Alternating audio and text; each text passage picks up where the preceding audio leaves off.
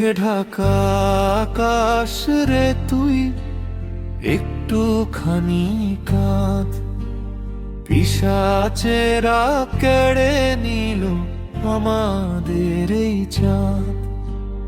হালিমা বোন ঘুমিয়ে আছে নদীর ওই কূলে, নৃশংস সেই খুনের কথা কেমনে যাই ভুলে।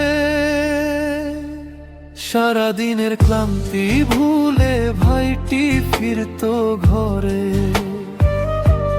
বোনটি আমার রান্না করতো কত আদর করে।